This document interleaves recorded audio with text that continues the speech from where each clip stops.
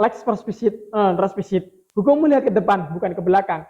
Bismillahirrahmanirrahim. Assalamualaikum warahmatullahi wabarakatuh. Salam, Om Swastiastu. Namo Buddhaya, salam kebajikan untuk kita semua. Dewan Juri dan segenap panitia debat Bawaslu yang terhormat, perkenalkan kami delegasi dari Universitas PGRI Semarang. Saya Novan Ramadan bertindak sebagai pembicara pertama. Adapun pembicara kedua ialah Fardani Hayatul Ulum dan Muhammad Rizik Aditya Ramadan bertindak sebagai pembicara ketiga. Terhadap mosi debat keterwakilan perempuan paling sedikit 30% dalam pencalonan anggota DPR dan DPRD.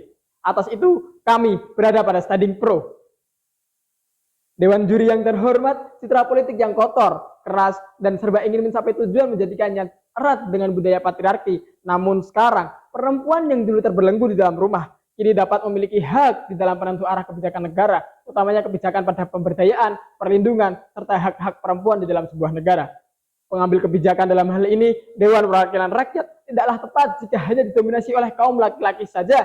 Diperlukan setidaknya 30% perempuan untuk terlibat dalam pengambilan kebijakan, seperti yang telah dipraktikkan oleh KPU, yang komposisi keanggotaan sekurang-kurangnya 30% diisi oleh perempuan atas perintah Undang-Undang Nomor 22 Tahun 2007.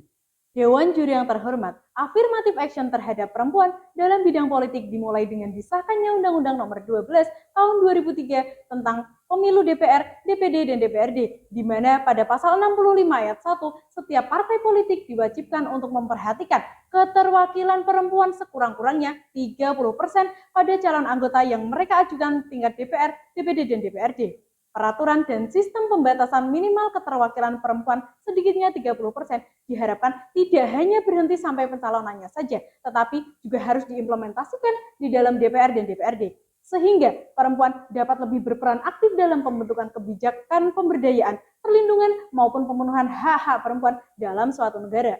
Berkaitan dengan hal ini, hukum sebagaimana yang diharapkan oleh Reskupon melalui teorinya Law as Tool of Social Engineering, bahwa hukum dapat berperan merubah nilai-nilai sosial dalam masyarakat, maka regulasi dan peraturan mengenai affirmative action perlu dilanjutkan dengan kebijakan super system yang mewajibkan pada setidaknya satu calon perempuan di setiap 3 calon yang diajukan agar dapat menjawab persoalan keterlibatan perempuan dalam pengambilan kebijakan pemerintah.